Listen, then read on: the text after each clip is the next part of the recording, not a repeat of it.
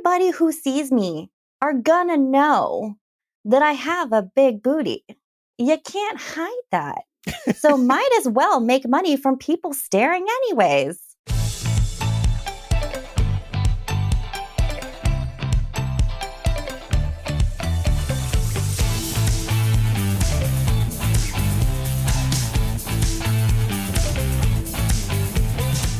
Welcome to Millennial, the home of pretend adulting and real talk. I'm Andrew. I'm Laura. I'm Pamela. And we're joined by one of our friends and one of our listeners, Tiara, this week. Hi, Tiara. Welcome back, I should say, to the pod. Hello, everybody. I am so happy to be back. I have butterflies all up in my stomach, and I'm a little red, but we're okay. We're here. You're fine. And you said you're purposely showing cleavage before we started recording. I mean, you gotta, if we're talking about OF, I gotta reel in some people here. Yeah. She's looking to gain new That's followers. Right. It's really like two birds with one stone here because, you're promoting your OF. We could also promote your cleavage on Patreon, which is the only place that you can see the full version of this podcast on video anyway. So we appreciate your business and It's the millennial sex appeal. I might not be OF orcas, but I'm there. Chloe, do you like a close-up crop just so that we can really milk this for all I can worth? Really, hold on. Oh my gosh.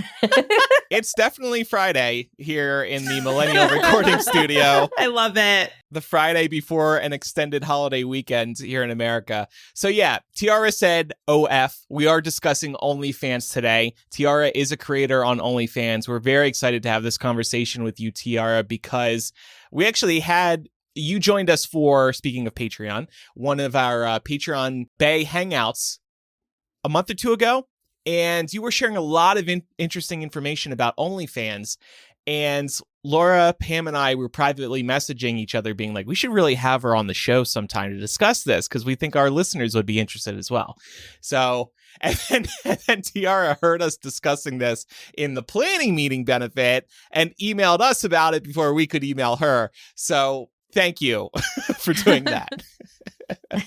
I waited a couple of days and then I was like, you know what? I'm just going to send this and hopefully I am the Tiara that they're talking about. Yeah. Because I was like, if not, then I'm going to have to send a follow-up email, be like, oh my gosh, I'm so sorry. Disregard that other email. That was also on me. For anybody that doesn't know, I'm usually the person that sends the emails for guests on the show. And because we record on Fridays, it's like, nobody checks their email on Friday. Like, I don't want it to get buried in all of the spam everyone gets over the weekend. So I'm just going to wait. And yeah. And then we saw that you had already emailed. I was like, this is great. I don't have to figure out how to reach out and stuff. I just want to put it out there. I'm an executive producer. Patron. So that's yes. why I got to hear it. Yes. Yeah. Because I pay for that $20 a month tier. I support you. I'm thank you very much. We really appreciate that. Anything for you guys. And also thank you for plugging that. Yeah, thank you for plugging that. But you should have known I was talking about you because during the planning meeting, I said Tiara with the cleavage. We should have her on. You didn't hear that part? That's exactly what very straight Andrew said. Hey, Pride Month's over. That's right. Yeah, the Supreme Court certainly thinks so. They were like, it's the last day. Fuck them. Yeah. Oh, yeah. Just absolutely amazing. The timing of that. So, Tiara, one reason we wanted to have you on, too, in addition to the reason or two I said a few minutes ago, is that we think that this could be a helpful inside look for people for a variety of reasons, including knowing what it's really like to be an OnlyFans creator. And maybe some of our listeners, or maybe they have friends, want to know what it's like because they're considering becoming a creator. So tell us what you do. So what I do is I actually do fetish content and I really focus on hosiery. And now my focus has also included more feet content, which I feel like is a big thing. But I mainly got into it for hosiery, like that's the majority of my business. But I don't do any pornography and I actually am not nude, at all. So that's where I live. That's my niche. That's my happy place. You mentioned feet. you told us before we started recording, you are recording your feet right now. I am. I'm doing double duty today. So I actually got when you're a creator, you're always looking for new ways to create your content where it doesn't feel stale. And I have a customer who he's the one who like really is kind of getting me into feet. He loves my feet. And so he actually suggested, I was like, I want to make more feet content, but I want it to be easy. And he goes, just go about your normal day and record your feet while you're going about your normal day. And so I figured since I was going to be sitting here and recording, I have a GoPro set up at my feet and I am just recording my feet while I do it. So that's amazing. That is really That is cool. incredible. Now, will you tell this person what you are doing when they receive this feet video? Like, I recorded this while recording a podcast. Well, I won't cut out the audio. He likes it to be as realistic as possible. So he will hear me talking about talking about the podcast. Yeah. And talking about him. He's a really great customer that I have. So so I'll be talking about it. Yeah. He also follows me on. That's really cool. Mm-hmm. Okay. Wow. Now I feel like we have an extra person in the studio. It's this guy who's going to watch the video. Well, they can't hear you, right? Because you're in my headphones. I know, but we can make you say something potentially that he's going to hear, based on how this conversation goes. Yeah, definitely. That's so cool. That when you say niche, I mean, you meant niche. This is incredibly specific, but also a great example of working smarter, not harder. It's inspirational, honestly, especially for me and Laura, who might want to get into this business to pay off our student loans. For real. I'll put a cam on my feet right now. Will anybody buy this? Yeah, and it's definitely it's something that I'm really grateful for. Going into the business side of this whole industry, like you guys all probably, or hopefully some of you guys would have heard me talking about mid-size fashion a couple years ago, I think. And then that's actually what got me into this, not the podcast in particular, but fashion. I posted, I think in 2017 or 2018, I posted a try-on video about tights. I was about to go to Europe during fall. And so I had went to Target and got a whole bunch of tights. And because I film everything clothing wise that I buy for myself, I film it for the internet, then that video exploded my channel. From that video, I got 18,000 followers, like virtually overnight. I mean, it completely changed the whole trajectory of my career that this is. And I realized that this might be something that was viable for me. I mean, I don't, Andrew, you probably have no context for this. Laura might. I wear tights a lot. And as somebody that is also mid-size, that's a video that I would have looked up if I hadn't already found brands that work for me, because it's really hard to find a fit that you're going to be comfortable with. And I know that you can speak to this really well. Sometimes like the back of the package is not helpful and isn't as accurate as they claim it to be. So there have been many times that I've, bought a pair of tights at a pinch thinking that they would fit going on the back of the package, and they just don't. So you're doing good work, like outside of the fetish stuff. Like that is really helpful information. And I have to say, my TikTok algorithm serves up your videos all the time. So I see you like every day that I'm on TikTok. And I have definitely gotten some fashion inspiration just by watching you. So thank you for that. You really are doing God's work out here. My goodness. I'm going to start crying, Laura. My gosh. So, but this first video you posted that blew up, that was on YouTube, right? Yeah, it was on YouTube. And the problem with YouTube is that my sister watches YouTube. Like, there's no paywall. My sister's 12. Yeah. And, I have lots of other people in my life who also watch YouTube. So I actually have a series, not just on YouTube, but across all of my social media called Tights Talk Tuesday. So I talk about tights once a week. and I give a review on Tight Start Tuesday, but everything is covered. I make sure that my entire butt is covered. Like I'm wearing a bodysuit, so like my body is not, up front and center. And I'm just giving a review. I'm not talking about like the nuances of the tights. I'm not, slowly stroking my legs. I'm literally just standing in front of the camera, side to side, talking about the things that I like, the things that I don't like, how much they are, and what size that I got for my particular body, which is really helpful. So that's kind of how I tease people, about the tight Yeah. stuff, because it's a pretty popular series that I have on YouTube and on TikTok. And, so that kind of like funnels people, like funnels them into Yeah, if my they want more. OnlyFans. Yeah. Yeah. Mm-hmm. It's very smart. Well, speaking of funneling people over, we know that you initially gave Patreon a shot before you moved over to OnlyFans. So can you tell us a little bit about why you decided to do that? Yeah, so I actually hired Andrew, and this has nothing to do with Yay! Andrew's consultation skills. He was fantastic. I accidentally put all of my content for free for the first month and was very, very disappointed when I Oh. realized that had happened, because you have to change your settings in Patreon.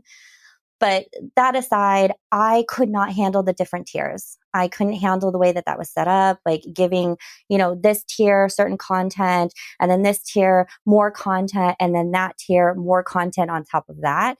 I could not maintain that kind of a posting schedule. It was just too much work for me as a creator of what I do. So that's why I went over to OnlyFans. I actually was a fan before I was a creator. And this was back when OnlyFans was really just a subscription site. It wasn't known for what it is today, but I followed a podcast on OnlyFans. Like they had, Oh. yeah, so they had like content like Patreon, but on OnlyFans. And I liked that you could tip. So you could tip them. So that like at the end of their podcast, they'd be like, if you like this podcast, make sure to tip us. So you didn't just have um, the subscription cost, but then you also had this like other level of tipping, which is something that Patreon doesn't have. It didn't have when I was on it. I don't know if it has changed. So what happened is that I got on that platform. I was doing simultaneous Patreon and OnlyFans, and I could not, I was so burnt out. I couldn't do it. And so I specifically changed to OnlyFans because of the way that their structure is set up. And you mentioned tipping, but also you can do one-time sales, which Patreon just added. Actually, they're starting to test it now. But I think the reason I bring this up is OnlyFans is clearly massive. Whether or not you're doing the type of content you do, whether you're a podcast, whether you're doing full-blown pornographic material, it's for a lot of different types of creators. And I think Patreon does feel a little threatened by it. So they are rolling out features that are more like OnlyFans. But of course, OnlyFans is still the right place for you. Do you want to talk more about those one-time purchases? Yeah, so I can actually kind of tell you guys how the platform itself works and why it works so well for people like me or people who do like pornographic material and stuff like that. So when you sign up, you can either have a free account or you can have a paid account. I actually have both. So I have a free account, which I use to funnel people into my paid account. And then I have my paid account, which people pay a subscription every single month. So every month, my base subscription, I think, is $6 or $6.99. So I make OnlyFans takes a 5% cut. So everything that I make on OnlyFans, they take a 5% cut. So what happens is that so I post on my free account, I post a weekly photo set. I try and do a weekly photo set. Sometimes it happens, sometimes it doesn't, just depending on the type of video that I'm posting on. So I post a photo set on Thursday, and then on Friday, I send out a video. So I post a free video. So like a free mini version of the video. It's usually about a minute as a teaser, and that's for free. And that goes on my actual main page. And then what I do is that I send out the full size video locked. And I send that out to everybody who has followed me in their messages. And what they have to do is they have to pay per view. So they have to pay to view that whole video. So they get the free version of the video, which is about a minute, sometimes a little less, sometimes a little more. But then my, longer videos are always at least 5 minutes and most often between 5 to 10 minutes. So I have that as a set price. And then you can also do fundraisers. So, if I buy stuff, like right now, I just had to buy a bunch of stuff for like replenishing my content, right? And so what I did is that I posted a fundraiser. So I have a goal and then people can, give me money towards that goal. You can also tip. So I've had people, really like a post, want me to post more stuff like that. And so they'll tip me on that post. And then I also have customs. So customs is actually the bread and butter of my entire business. So customs is when people can request something of me. So let's say that they have a particular pair of tights that they are like obsessed with. They like love these tights on me. And they want me to do what is one that I'm working on right now. Okay, so there's this pair of tights. It's a nude pair of like super silky tights. And he wants doctor's gloves. So like those latex gloves. So he wants to watch me put on the gloves. They need to be really tight. And then touch my legs while I'm wearing these gloves, right? This is a video that I would never film on my own. It's very, very specific. It's something that is very specific to him that he wants, right? So he paid me, my structure is set up. They almost never want more than 10 minutes. Guys can't really last more than 10 minutes. Hey, wait a second. No, that sounds about right. That sounds about right.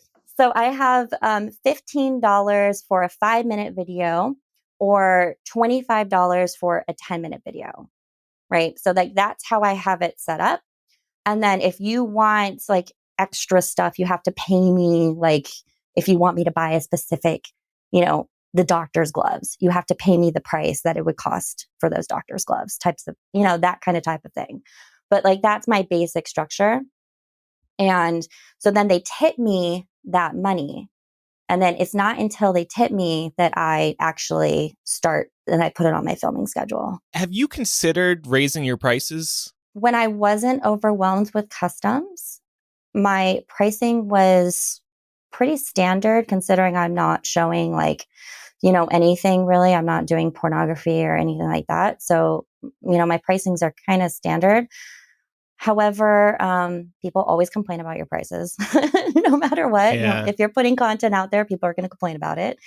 And the more overwhelmed I get with customs, like let's say I get 5 customs in a week, that's a lot. That's a lot to film. So if I get overwhelmed with customs, then I will then start raising my prices. Okay. Oh, so like some supply and demand. Yeah. Yeah. No, that's smart. Because I just like hearing $25 for a 10-minute video. I feel like you could ask 50. Easily. Some people do. Some people definitely do. And yeah, it is figuring out that right line, right? Because you want to continue having that steady drip of business coming in through the customs, but you don't want to shut people out and then you're not getting any money at all. And it's not a good look when you have to lower your prices either. Exactly. Yeah, Exactly. For sure. Like I would imagine that it's important for a client to pay you, obviously, but what's more important is that the client keeps coming back. Yeah. I mean, I'm not going to lie. There is a customer that I have. He's a great guy. He does not order like anything crazy or anything that I'm uncomfortable with, but he does tend to order 20-minute videos and I charge him $75. All right. Yeah. Nice. I mean, honestly, I think that's completely fair. And maybe we might be a little bit, I might be jumping ahead here, but I have to imagine that there are maybe some incorrect assumptions floating around in the ether about the kind of work that goes into making a custom video, for example. I imagine that the work that you have to do to prepare yourself, to do the staging, to set the environment, set the lighting, like everything that you have to do to put together a quality piece of content takes significantly longer than just the time you're filming the video, I have to think. Yeah. So I always base my prices based on what my time is valued. Mm-hmm. Right. Good for so you. let's say a 5-minute video, in reality, if it's really easy, if it's just putting on a pair of tights, dancing to a couple of songs, like that kind of stuff, it doesn't take me that long. And so that's what I base my price on. I'm like, I could get through, let's say 5 people have ordered this. I could do this in less than an hour. Right. And it's minimal editing, it's all of that is small. Right. But then when people start to start to request longer videos that are really involved, where I have to play a character, where I have, outfit changes or I have to talk to the camera. Like anytime that I have to talk to the camera, it always takes longer. I want to do like multiple takes. Sometimes I go and edit and I'm like, God, I hate that. Like I have a booger up my nose the entire time. It's like that kind Video of editing stuff. can be a bitch. It's harder Yeah. than audio Mhm. editing.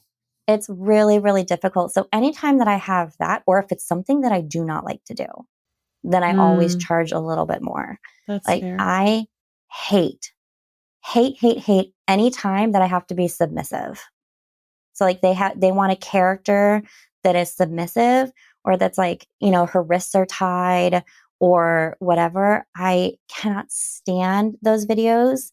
So I tend to jack my prices way up and then it weeds out the people who are like asking for it usually. Yeah. Where's the line there? I'm curious. I mean, you don't like doing it, but it seems like if it's the right request and the right amount, you're able to make it happen. But I would assume there has to be a line somewhere where if somebody's asking for something that's a bridge too far, you would decline the request. Have you ever experienced something like that? Yeah, most of my customers are actually not super pushy because I'm very clear. Like my bio was very clear. Like this is what I do not do. Of course, you're always going to have people who, ask for more. There's always going to be people who ask for more. Whenever you're doing a really good job at anything, people are always going to ask you for more. Like that's just how it is. And so what happens is that sometimes I'll block them if they're being super, super pushy. I've recently had to block somebody because he was being a dick. Like he's just flat out honest. I don't know if it was a language barrier, but the way he was talking to me, messaging me was being very disrespectful. So I straight up blocked him. And I do say no. I say no to people all the time. I say, I'm willing to work with you, but I don't do this. I'm willing to work with you, but this is too far. Like I'm willing to make a compromise. And if they don't want to compromise, then that's on them. It's not on me. Yeah. And I want to pivot a little bit now. Did you have any hesitations about doing something like this in the first place? Because I know if I were to consider launching an OnlyFans, my first concern would be, do I tell my friends and family? If I don't, what if they find out? That would give me a lot of pause. So did you have any hesitations going into this? Do you have any now? I feel like anytime that you're doing anything that society seems weird, different, our society in particular, too sexy, everybody's going to have an opinion, right? So what's most important to me is that, and I tell people this all the time, the people who matter don't care, and the people who care, they don't matter. So my family, my friends, the people who are close to me, they all know. They all think it's awesome. I mean, my dad might not think it's awesome, but like, but he's not going to judge me. Like I'm trying to make money with what I got, and so, I obviously, my little sister doesn't really know, but I'm not afraid to tell her when she gets older. Both of my siblings know, and the most important person is my husband. So my husband knows. And him and I, we sat down, we had a discussion. To be fair, I don't really talk to him about it. Like I'm not like inserting it into every single conversation that we have, like with anybody really. But we have had discussions about it. His dream his hopes and dreams is that I can make enough money for him to retire and so that he could be a house husband. Like he wants me to That's make all amazing. the money so he doesn't have to work anymore. Yeah. No, and I mean, honesty is obviously the best policy. Having this open, honest conversation about what you're doing, I'm sure, is very helpful too in making this work between you two. And then there's always going to be people like your husband. If I were in his situation, I'd probably feel similar, where all I'm seeing are dollar signs. Like, I don't care who's seeing what, as long as there's money coming in. And I mean, for my body type in particular, everybody who sees me are gonna know that I have a big booty. You can't hide that. So might as well make money from people staring anyways. Right. Hell yeah. There you Because they're go. going to. Freaking yeah. They're gonna anyways. Have you ever done that trend I've seen some people do where they put their phone in their back pocket and walk around the grocery store with their video camera going to see how many people they can capture staring at their ass? The problem is that you have to wear pants that have back pockets, and I am a leggings girl. Yeah, Yeah. that is fair. Leggings girly. Yeah, no, I've never done it, but I mean, I see it. Like you can feel when people are looking at you. You know, you just can. And obviously, I'm not hiding. I have dark green hair. You could see me walking in a Target a mile away. Like so I'm like, you might as well just make money with what you got. Yeah. Heck yeah. That's what we do, but with our voices. Right. There you go. La la la la la la la. Yeah, I These- think we need to start getting into some sexy ASMR. No, we got in trouble for suggesting that once. You remember? Yeah. People were like really uncomfortable. We just can't spring it on people. So I mentioned earlier, Patreon now has this digital One time only. item sales system. Yeah, one time. We can sell that for, I don't know, $5 one time. You're just buying that. Let's see if anybody picks it up. If in all seriousness, I'm going to turn to the camera now because maybe Chloe can clip this. And when I look at the camera, that means I'm serious and have a prepared statement coming instead of talking out of my ass like I do the other 99%. If any of our listeners out there have any requests for us, not nudity, that type of thing, but if you have any requests for what we can do to sell you on our Patreon, let us know. We will consider feet. Everything else, we'll have to consider it. Send it in. We'll debate it on the show. You can also send it in. The confession form is right there. I'm just going to put it out there. You could split screen. So you could take the recording of this and then you can split screen it with the feet that I'm filming right now. And you can match up my voice with the recording. And so you can see exactly what my feet look like while we're recording. And Tiara, we would be more than happy to provide today's video recording to you if you want to give that to your guy. Seriously, like if you want it. Ask him if he wants to pay a little extra. I'll ask Yeah. him. Pay a little extra, a little upsell. Hey, I'm just trying to make her Upsell. some Yeah. money here. Listen, okay? we've got this HD video now. We might as well take That's advantage right. of it. I knew there was a reason for this when we switched a few weeks ago. Oh, man. Well, speaking of money, that's come up a couple of times here. I'm sure a lot of people are also wondering if the income you make from your OnlyFans is fairly decent. Like, do people stay subscribed long term? Do they dip in and out? Is it in any way kind of like stable? So no content creation is ever going to be stable. You always have ebbs and flows. It's a part of the business. I would say that I have lots of fans who are dedicated. So who have stayed with me for a long time, have gone through, life with me, right? And then I have a lot of people who they come and go when they come onto my page. And then when they see that I don't do nudity or pornography, they leave. And that's okay. I do have turnover just like everybody else. Is it sustainable as an actual life career right now? No, it's not. For me, living in the Bay Area, I have to, I was doing the math. I personally, if, let's say I didn't have a husband, let's say that I didn't have another job, right? I would have to make at least $5,000 a month on, working on OnlyFans. For some creators, that's totally doable. But those creators are usually, nude, or they're doing porn, they're really in the sex industry. Like, that's what they do. And I am not willing to go that route, which means that I have to make my fan base organically. So people have to really like me. They have to see, oh, this girl has like, this green hair. Like, I'm sure if I had blonde hair or if I had brown hair, this the girl next door. I'm not the girl next door. I'm the Tim Burton character that you see, in your weird movies. Like, that's who I am. And that's okay. Some people like that. That is a great tagline, honestly. Do you sell yourself that way to people when they ask, or? I don't, but I do talk, like, people, because I have a very specific shape. I have really rounded hips. I have the thighs to match having a big butt. And then I have size 6 feet. My feet are tiny. They're itty bitty. So I'm like, I'm like a Tim Burton character. I have this like really rounded top, and then it just ends in these points, like these deep points. I get it now. Okay. Have you ever taken advantage of the Tim Burton character filter on TikTok to really drive this point home? I haven't. I need to do it. But by the time that I found it, the trend was over. Maybe you should restart it. It's crazy how some things come back around.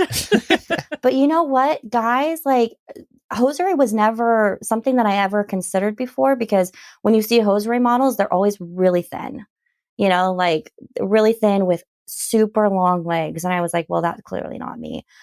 Guys love some nice, thick, juicy thighs in tights.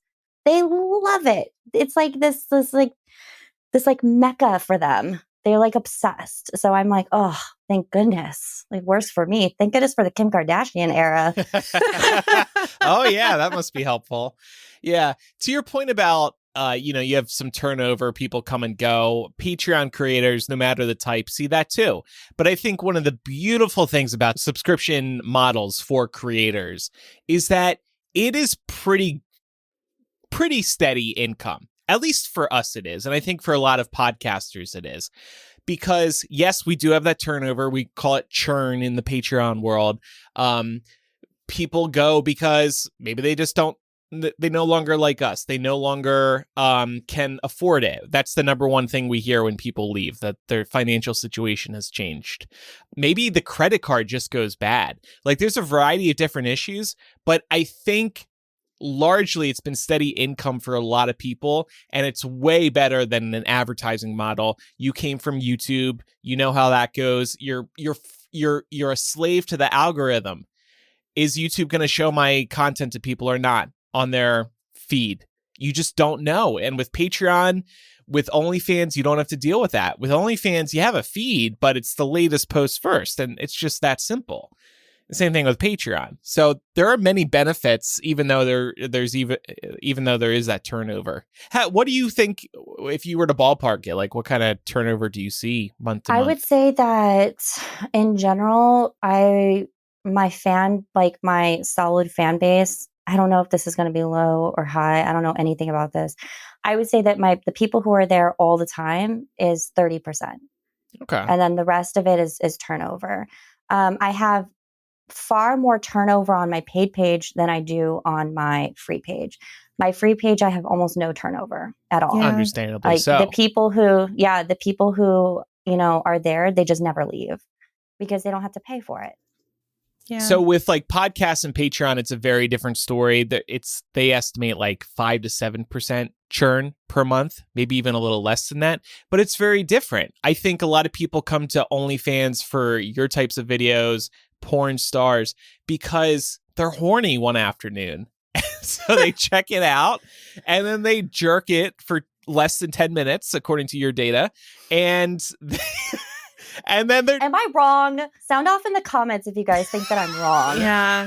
I think that you're right. I just never thought of it. No, You're not. I think as an average, Yeah. that is a safe ballpark to be giving. But I would say, I mean, I'm not an expert in this industry, but a 30% retention rate, given the point Andrew just brought up about people just kind of doing it on a whim, I think that speaks to a lot of success, because you probably had a lot of people come based on that. Well, you had a lot of people, Yeah. you had a lot of people search you out based on that immediate need, but then they stuck around.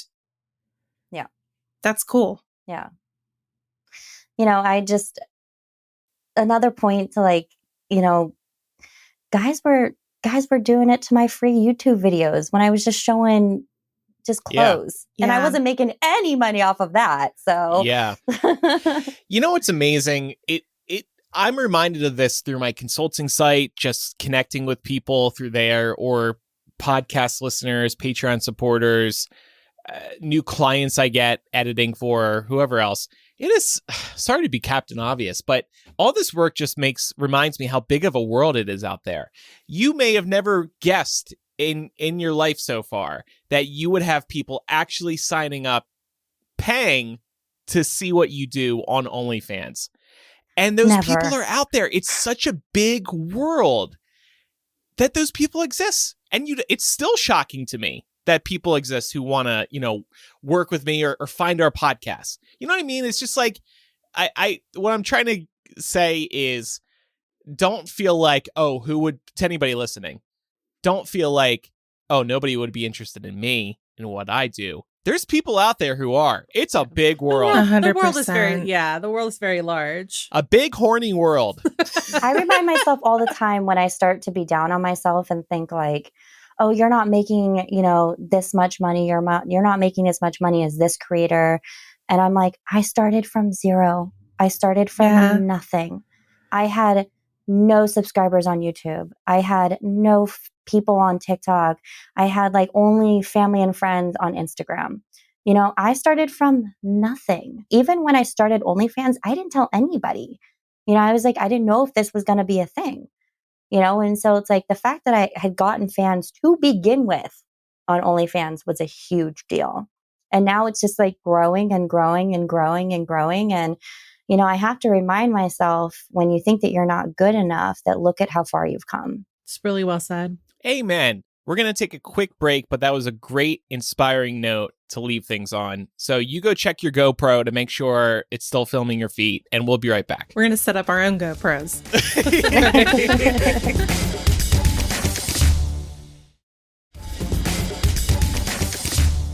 So, Tiara, another question we wanted to ask you. And by the way, I'm loving this conversation. It's so interesting and it's so fun. Me too. I'm so glad. Do you...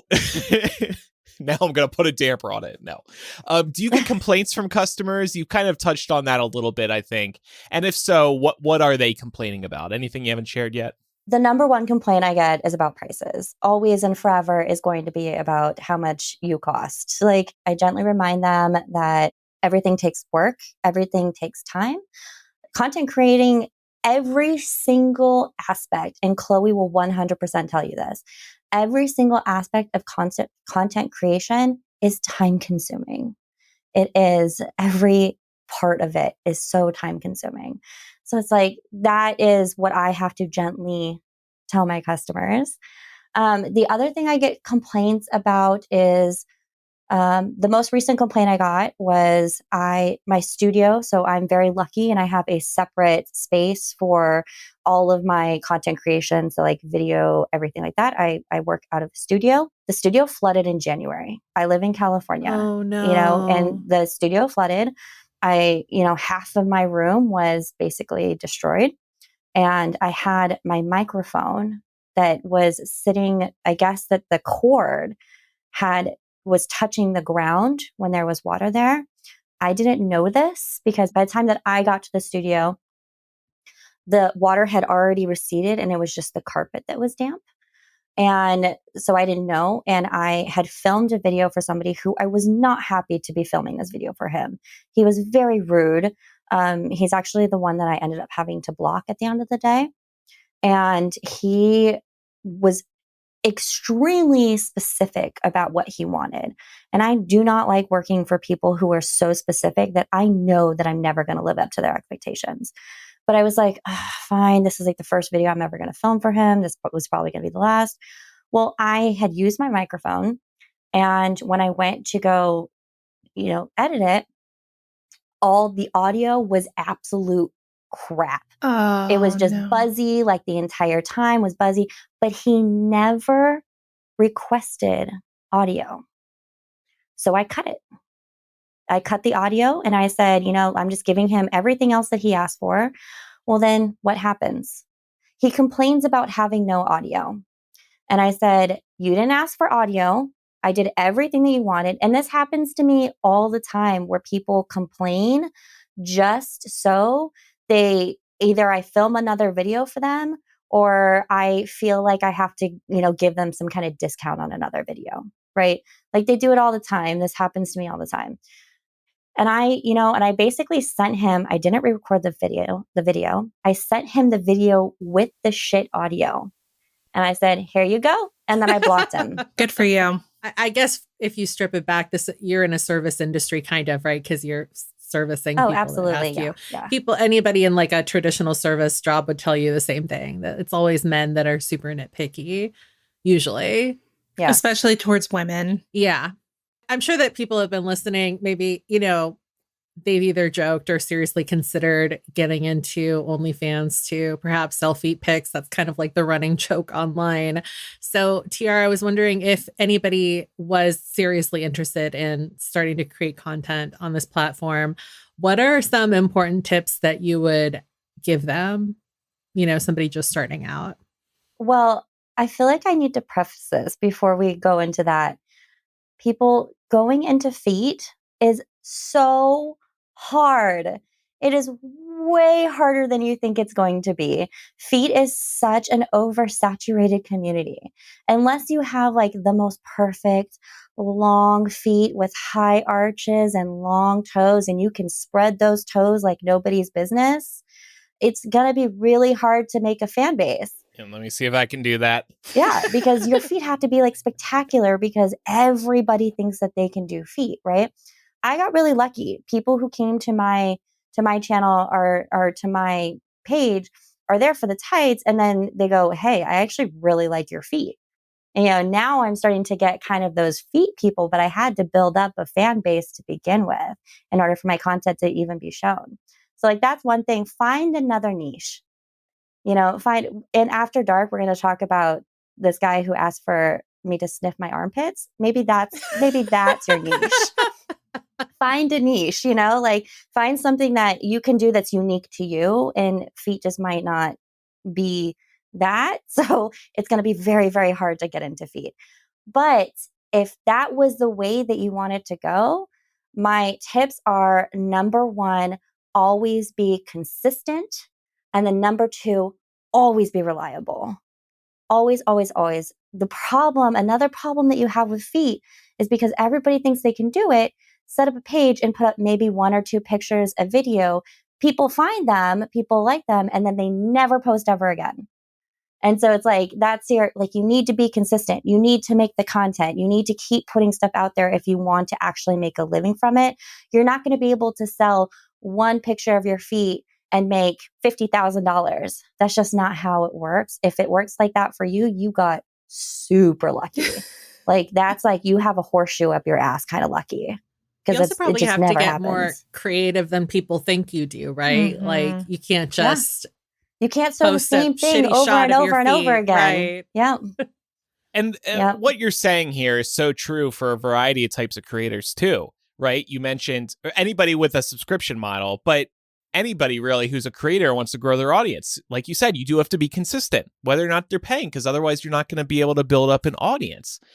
You got to be reliable. You got to, like you said, find the unique niche. Like I've told people who are interested in starting a podcast, you got to have a really unique angle for a show these days because there's just so many out there today. You can't just start a generic Harry Potter podcast. You got to do something really unique with it. And even then it's going to be an uphill battle. Same thing with feet. There's so much foot content foot content out there, that how are you going to get ahead unless you're Kim Kardashian or somebody else who they already have an established audience. So I think all these tips are things all types of creators can use because they're all so important. And I see OnlyFans creators, Patreon creators launch a paid subscription and they're not regularly updating it. And like me as a customer, to me, that's insulting. I'm paying you monthly with the expectation you're going to be giving the benefits that you promised me up front. And people probably, don't realize that it's hard work that they're getting into. So maybe that's the reason why they're not fulfilling their promised benefits. But also they probably think they can take advantage of their customers. And maybe some can, but I think most people will not be able to do that. Yeah. No matter how horny they are. And for me also, life happens, right? Last year, I had a series of miscarriages, one right after the other, after going through IVF. It was a very, very, very hard time in my life.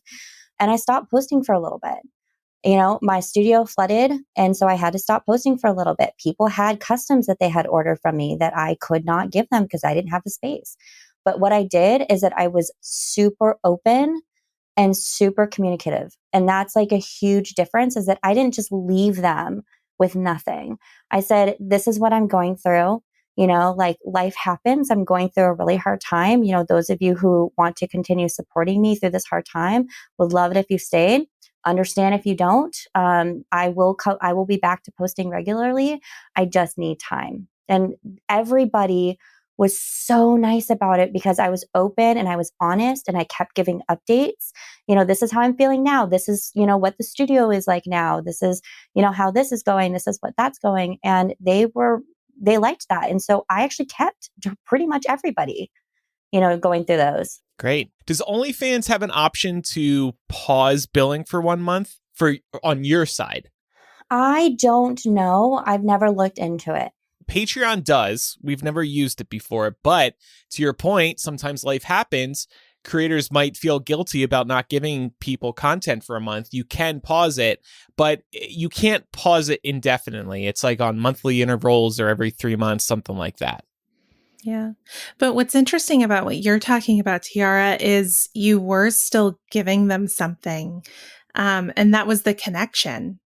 And it seems to me like people feeling like they have some kind of connection to you is also a big part of the business model. You're accessible. Yeah. And I'm a human being. Some people see people who are kind of in this industry as not a person and just something to fantasize about.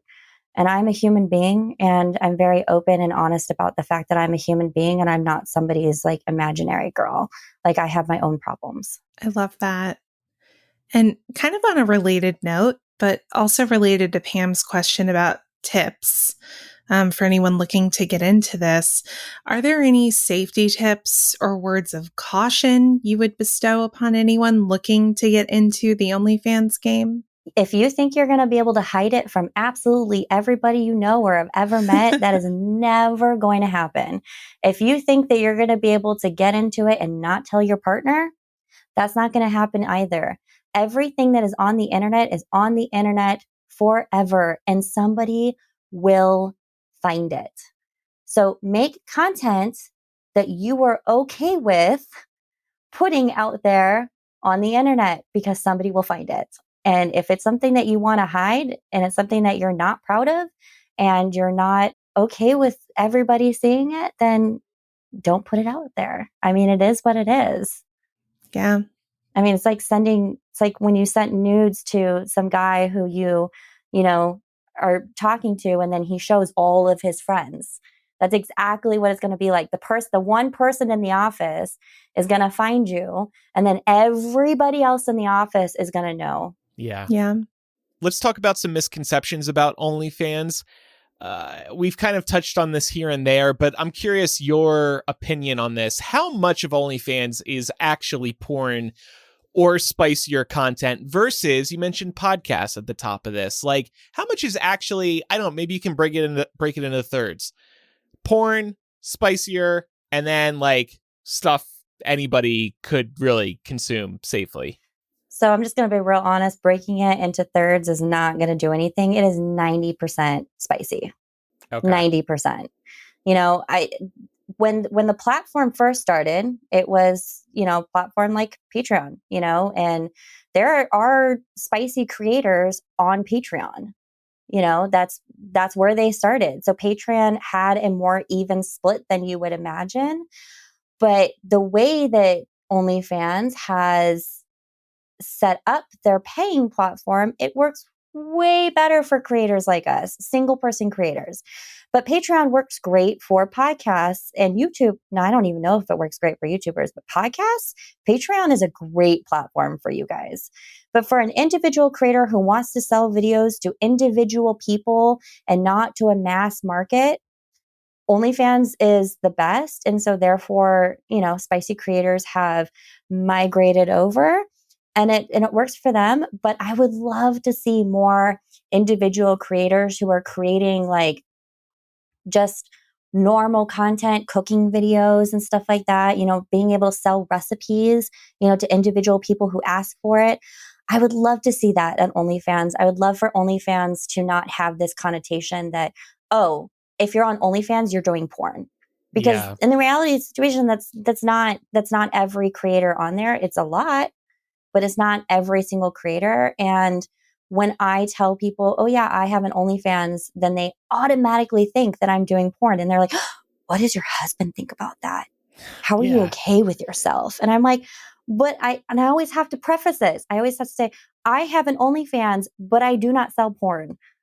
Like, I just don't. And that's like, I always have to, you know, and I have to be very careful. Like when I'm talking, if you hear me talk like in a normal conversation, or if I'm referencing it out, I always say OF, because the people who know, and the people who don't know. Well, to bring us all home, I was actually kind of hoping that you would tell us that the, you know, rise in popularity of OnlyFans is something that you're starting to hear more people know of, at least on the mainstream stage, would have perhaps destigmatized creators that choose to use that platform at all. But it doesn't sound like that's the case, which is unfortunate. I wish, I really wish. I would love to like be able to tell you, oh no, like, you know, it's totally, you know, people are totally flocking over there but it's not, for some reason, it seems like there's like two camps, people, because there's really not a ton of subscription sites out there for small creators, right? Mm-hmm. You really only have OnlyFans or Patreon. There's not really others that are big that people are going to. But it feels to me that if I were to get back on Patreon and I'd be like, oh, I have a Patreon, nobody would ever think that I was doing anything spicy. They'd be like, oh, what do you do? Like, oh, that's so cool. Like, you know, what do you create? What is this? You know, like, is it for your YouTube? Like, what is it? And then if I would be like, oh, it's hosiery, then they'd be like, oh, that's interesting. Tell me more. But when I tell people, I'm like, oh yeah, I do OnlyFans, they automatically go, oh, do you do porn? Mm-hmm. You know, like, oh, how does your husband feel? You know, like, oh, that's a little odd. Like, I totally wish it wasn't that way, you know, but now because OnlyFans is so, and I think that honestly, I think it really got ruined by some big celebrities who went onto the platform. Mm. I You know, was going to there's that ask you about story. that Yeah. too. Yeah. I know Bella Thorne was the one that really kind of That was like, blew it up. I mean, Yeah. that was really a blow. With the celebrity angle, is it really a case of them purposefully promising something that they ended up not delivering on? So like say full on nudity, or is it that the general public assumed that there would be nudity involved as a result of them choosing OnlyFans as the platform? Because like, I you know, think the way that you both. described, okay, both. I think that she went on and she said, oh, I was going to do OnlyFans, and oh, there would be, you know, an expectation, right? I'm not sure she specifically said that she was going to be fully nude or whatever, but there was an expectation set by her camp that there was going to be very, very, very spicy content. And then there was not. And then she took all of her money and left. Like, that's the problem, that it just, and that, like, that incident really pushed OnlyFans into this like, household name, I feel. Well, especially given that she, had been a child star. And that adds a whole other layer to this too, because there were people who, were very excited to see this person who was now an adult potentially sharing spicy content. And there's definitely a lot of layers that are very fucked up when you really start digging into it. Yes. It's like the Maxim covers of the early 2000s. You remember, like, I don't know if you guys know who Christy Carlson Romano is, but she's big on Disney Channel and stuff. And I think she said on one of her podcasts recently that when Disney Channel stars wanted to break out, they would do like the racy Maxim cover shoots where they were like scantily clad. And that's like what everybody would do at 18 and stuff. And so I guess like the 2023 version of that is maybe trying to flock to OnlyFans. Yeah. Yeah. Oh, man. Well, Tiara, this has been a great discussion. I feel like we could go on, honestly, for another few hours. So thank you for joining us today. We definitely have more coming in this week's edition of After Dark. But before we get into that, could you tell us where we can find you online? Yeah, so on YouTube, I am Pinup and Fantasies, although I am about to rebrand my YouTube. So on Instagram, if you want to just follow me, I am Tiara, Tiara .Melissa on Instagram, on TikTok. And then if you want any hosiery stuff, so on Instagram, hosiery stuff is T.Melissa in hosiery, all one word. And then on OnlyFans is T.Melissa in hosiery paid or T.Melissa hosiery free. We'll make sure to include links in the show notes too. Yeah. Yes. Well, like Laura said, this has been so great. Thank you so much, Tiara. And we're looking forward to having you on an After Dark where you're going to share some of your wildest stories involving requests from customers and the types of content that you've been asked to make. So we're really looking forward to that. Juicy, juicy stuff, you guys. Hey, I can't wait to hear this. It's going to be a spicy After Dark. The guy buying the feet video is going to hear it all too. Lucky him. Ooh. Lucky him. So yeah, we do this weekly After Dark benefit. We are very reliable, unlike some creators online. Every week you're getting this bonus content. Patreon.com/millennial. We've got a free trial now if you want to sample the content that we have. There's also a free trial available on Apple Podcasts. Both of them are 7-day free trials. And speaking of free trials or deals, you can pledge for a year up front and receive a discount for pledging annually. Tiara noted the executive producer tier that we do. We just have so many benefits on our Patreon because we're really grateful for support from listeners like you. So thank you, everybody, so much. Now let's move to some recommendations. What do you got for us, Laura? I'm going to kick it off with a game recommendation. This is a game you can get on Steam. It's called Devour. The premise is that you are members of a cult. It's an online multiplayer game, and you have to go through multiple levels where you are trying to find a member of your cult who has been, possessed or otherwise incapacitated. And you have to go through a series of different checkpoints in order to banish the demon that is doing the possessing. It's a lot of fun. It's a little bit on the gory side, so if that freaks you out, maybe not for you. But if you like creepy shit like I do, highly recommend. I want to recommend Outlander on Stars. This is one of my favorite television series. They're on their 7th season right now, which just picked up about maybe 2 or 3 weeks ago. I think they're on episode 3 now. So yeah, 3 weeks this week. And if you've never sat down to watch Outlander, this is a perfect time to do it because you could literally binge, up to season 7 and be caught up and then still keep watching season 7 along with the rest of us. But yeah, it's super good. Also would recommend the book series, which is very long. So if you're looking to sink your teeth into quite a meaty series, that would be a great one to get into too. It is historical fiction with a little bit of a sci-fi twist. So basically what happens is this woman named Claire from the 1940s gets transported back into 18th century Scotland, and it kind of like takes off from there. But yeah, it's super good. It's super fun. If you're into like historical romance with a little bit of a sci-fi twist, highly would recommend. So I haven't recommended this in a while, but with summer kicking off, I feel like now is a good time. I want to recommend the song of the summer. That's the song of the summer every summer. It's Cool for the Summer by Demi Lovato. I fell in love with this song when it first came out. What has it been at this point? 6-7 years, like I think. 2016, right? 2014, okay. Something like yeah, that. That's about right then. Mhm. I just think this is the perfect summer pop song. Now, Demi released a rock version this year. Anybody hear this yet? No. Of course. She also did a rock version of Heart Attack. Oh, This is like her new okay. thing. Yeah. Oh, I gotta say, one of our listeners told me about it on Twitter. I'm sorry, I don't have your name right now, but I was excited to check it out. I like rock. Wasn't that great. Stick with the original.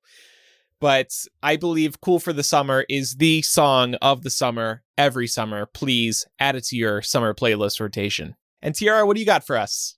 All right, so since I'm a hosiery creator, I am going to give you some tights recommendations. Yeah. I know that it is summer, but just stick with me here. So I am mid-size, so all of these are good for people straight sizes, and then going up to some larger sizes. So H&M has honestly some really great tights. I have not been disappointed with them yet. Snag is a huge tights community, and they have some really great tights. They do come from the UK though, and so sometimes you got to wait and you have to pay for shipping. Oh, really quick. They're shipping from the US now. I just placed an Oh, order okay. because I love Snag. But yeah, that's Yeah, new though. Snag So is you're great. yeah. Yeah, and then so if you want some super cheap tights that are actually quite good, I hate promoting them, but Shein has a brand called Charming Lady, and you can get tights for like $4 from Charming Lady. And those are like the most tried and true of the Shein tights that you can get. They're really, really good. But if you want an investment pair, if you wear tights every single day and you do not want itchy legs, you don't want, them sliding off of your butt, you don't want any of that stuff, and you want a luxury pair of tights, Wolfords. Wolfords are by far the best, but those bitches are so expensive. They're like $50 a pair, but worth it. Do you have affiliate links for any of these? Because if I go buy Wolfords, then I want to make sure you get your cut, So I don't have an affiliate link for Wolford in particular. However, I do work with the Tight Spot. And cool. You could just enter Tiara, so it's my name capitalized, into the tight spot. You'll get 10% off your order, and just make sure to change it to US dollars because they are based in the UK, but they have like every single brand, that you want Wolfords included. They don't have Snag because Snag's its own thing. I also have several videos showing the tight spot tights that you can get. I really like this one called Juliana. Or Julia, I don't know how to pronounce it, but yeah, that's where I got them from. So you can get 10% off your entire order from the Tight Spot using the code Tiara. She's got a promo code. That's the sign of a real influencer. Yeah. I will say I do make a little cut from that. So okay, just letting you know. Yes, we That's appreciate good. that we disclosure. We want you to get the cut if people go to the Yeah. Tight Yeah. Spot. Now So- definitely go buy some. Yeah. And full disclosure here, I've actually I mentioned to Laura and Pam a week or two ago that I think we should start getting in on the affiliate code action because we're doing recommendations every week. Yeah. And not everything we can't get a referral code for everything, but for some things we definitely could. So we might start looking into that. But our opinions will still be honest. They won't be influenced by referral codes. But if we like something and we're telling you to get it, we should get a little cut from that. We got a good track record, though. We hear from people at least once a month when our recommendation guide goes up that they've tried something or like they were already a fan of something we talked about. So, yeah. I've tried many of your recommendations, so I can tell you from experience. There you go. Don't take it from Awesome. us. Take it from influencer Tiara. Yeah. Take it from me. Again, listeners, make sure to check out all of Tiara's work. You've done great, Tiara, and thank you so much for sharing all of this information and really for being an open book. You've done a great job today. And yeah, we're looking forward to having you on in After Dark. To all of the listeners out there, make sure you're following the show in your favorite podcast app so you never miss an episode. And do leave us a review in Apple Podcasts or Spotify.